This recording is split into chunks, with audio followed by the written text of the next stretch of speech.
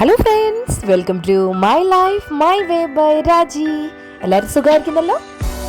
അതെ, ഇന്നെന്താ വന്നേന്നല്ലേ, ഇന്നൊരു ഡിന്നർ സ്പെഷ്യൽ കാണിക്കാനാണ് വന്നത് കേട്ടോ. സ്പെഷ്യൽ എന്ന് പറയാമെന്ന് ചോദിച്ചാൽ എല്ലാവർക്കും സ്പെഷ്യൽ ആയിരിക്കില്ല, പക്ഷെ ഞങ്ങൾക്ക് സ്പെഷ്യലാണ് കേട്ടോ. കാരണം ഞാനിത് ആദ്യമായിട്ട് ഉണ്ടാക്കുകയാണ്.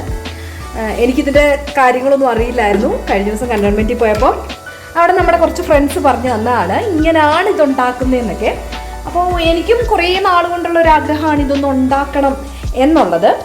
അപ്പോൾ പിന്നെ ഞാൻ ഓർത്തു എന്നാൽ പിന്നെ ഇത് ഇന്ന് തന്നെ ഉണ്ടാക്കാം എന്ന് വിചാരിച്ചിട്ട് ഞാൻ അത് ഉണ്ടാക്കാൻ പോവാണ്. വേറെ ഒന്നുമല്ല, എല്ലാവരും ഉണ്ടാക്കുന്ന നിസ്സാരപ്പെട്ട ഒരു കാര്യമാണ് നമ്മുടെ നീർദോശ കേട്ടോ. ഞാൻ ഈ സാധനം ഇതുവരെ കഴിച്ചിട്ടില്ല, ഉണ്ടാക്കിയിട്ടില്ല.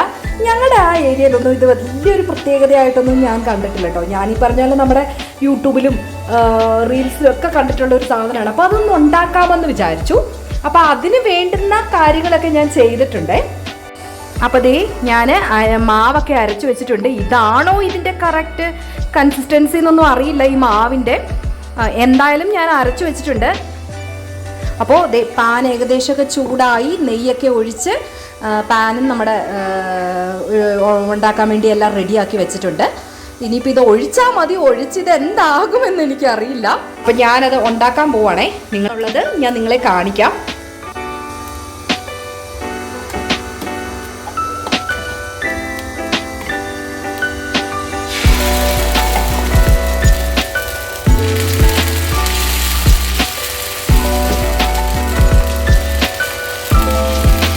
ഇങ്ങനാണോ ഈ സാധനം എന്ന് എനിക്കറിയില്ല. കാരണം ഞാൻ ഉണ്ടാക്കി ഇതൊക്കെ കാണുമ്പോൾ ഇങ്ങനെ ഒഴിക്കുമ്പോൾ തന്നെ ഇതിങ്ങനെ മൊത്തത്തിലൊരു വെള്ളം പോലെ വീടുകയാണ് കാണുന്നത്. എനിക്ക് തോന്നുന്നു എൻ്റെ മാവിന് ഇത്തിരി കട്ടി കൂടി പോയെന്ന് തോന്നുന്നു. മേ ബി അതായിരിക്കാം ഇങ്ങനെ ഇരിക്കുന്നത്.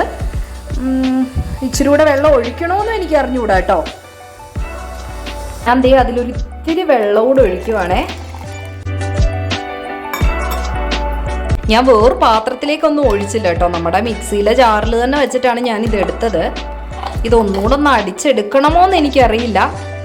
ജസ്റ്റ് ഇതൊന്ന് കറക്കിയിട്ട് വരാമേ. അതുപോലെ തന്നെ ആദ്യം ഞാനെടുത്തൊരു കുഞ്ഞു തവിയായിരുന്നു കേട്ടോ. ഇപ്പം ഞാനിപ്പോൾ ഇച്ചിരി വലിയൊരു തവി എടുത്തിട്ടുണ്ട്. നമുക്കൊന്ന് നോക്കാമേ. ഇപ്പം ഇത് തേണ്ട ഏകദേശം ആയി. നമുക്കിത് എടുക്കാം.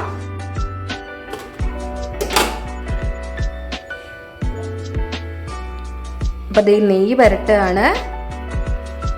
നമ്മളുണ്ടാക്കുന്ന നെയ്യാണ് കേട്ടോ. ദേ അത് തീർന്നു, കണ്ടില്ലേ? ഇനി അതിനകത്തില്ല. അതിൽ നിന്നും പറ്റിച്ചെടുക്കുകയാണ് നമ്മളിപ്പോൾ.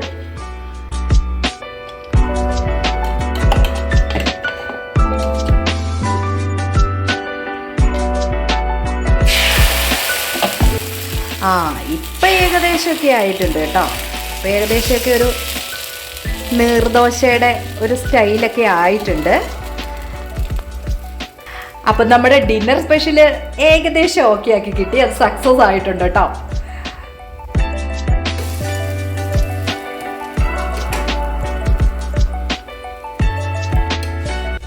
അപ്പം അതേ നമ്മുടെ രണ്ടാമത്തെ ദോശയും നമ്മൾ ചുട്ടെടുത്തു. അപ്പം ഇനി ബാക്കിയുള്ളത് ചുട്ടെടുക്കാമേ. കുറച്ച് മതി. കൊച്ചാൾ ഫുഡൊക്കെ കഴിച്ചു, ചോറ് കഴിച്ചു. ആളിന്ന് ചോറ് കഴിക്കാത്തതുകൊണ്ട് രാത്രിയിൽ ഞാൻ ആൾക്ക് ചോറൊക്കെ കൊടുത്തു കേട്ടോ. അപ്പോൾ ഇനി എനിക്കും വലിയ ആൾക്കൂടെ മതി. അപ്പോൾ അതുകൊണ്ട് ഒരു 2-3 എണ്ണോടെ മതി. കാരണം നമുക്ക് വേറൊരു സാധനോടുണ്ട് ഇന്ന് സ്പെഷ്യലായിട്ട് ഡിന്നറിന്. എന്താണ് ഡിന്നർ എടുക്കുമ്പോൾ കാണിക്കാമേ. അപ്പോൾ ബാക്കി ഞാൻ ചുട്ടെടുക്കട്ടെ. അപ്പോൾ ഇന്നത്തെ നമ്മുടെ ഡിന്നർ സ്പെഷ്യലായ നീർദോശ, പിന്നെ മറ്റൊരു കാര്യം ഇതാണ് കേട്ടോ, സ്വീറ്റ് പൊട്ടറ്റോ ആൻഡ് നമ്മുടെ പ്രോൺ റോസ്റ്റ് കേട്ടോ. ഇതാണ് ഇന്നത്തെ നമ്മുടെ ഡിന്നറിനുള്ള സ്പെഷ്യല്. അപ്പോൾ ദേ വലിയ ആൾ വന്ന് ഇവിടെ ഇരിപ്പുണ്ട്. ഉറക്കമൊക്കെ തൂങ്ങി ഇങ്ങനെ ഇരിക്കുകയാണ് കേട്ടോ.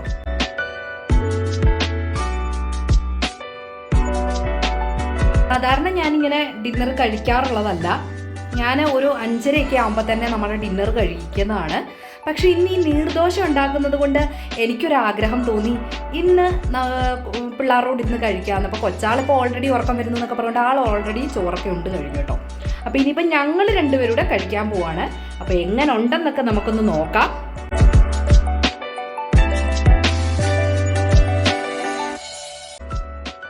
നമ്മുടെ പ്രോണൂടെ ഒക്കെ ഇട്ട് ഒന്ന് കഴിച്ച് നോക്കാൻ പോവാണേ.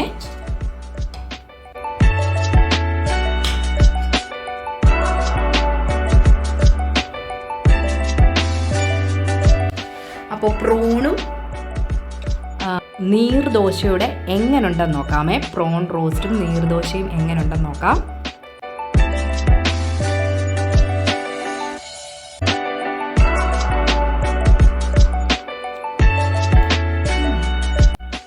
സൂപ്പറാണ് കേട്ടോ.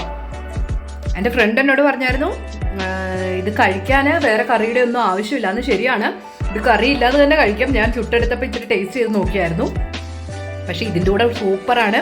ആൾ പറഞ്ഞു നമ്മുടെ ചട്നി, സാമ്പാർ എന്തും ഇതിൻ്റെ കൂടെ പോകുന്നു പറഞ്ഞു. ശരിയാണ്, ഏത് നല്ല രീതിക്ക് പോകും. പ്രത്യേകിച്ച് എനിക്ക് തോന്നുന്നു നമ്മൾ ഈ ജീരകമൊക്കെ ഇട്ടരച്ച അപ്പം ആയതുകൊണ്ട് ഈ ചിക്കൻ കറി, ഇങ്ങനെ പ്രോൺ കറി ഒക്കെ നല്ലതായിട്ട് ഇതിൻ്റെ കൂടെ കോമ്പിനേഷനായിട്ട് പോകും കേട്ടോ. അപ്പം നീർദോശ അടിപൊളിയാണ്. നമ്മുടെ അരി നേരത്തെ എൻ്റെ അരി ഇച്ചിരി ഏറെ നേരം കുതിർത്തുകൊണ്ടാണോ എന്നറിയില്ല, പെട്ടെന്ന് എനിക്ക് ഇച്ചിരി അരച്ച് കിട്ടിയായിരുന്നു കേട്ടോ.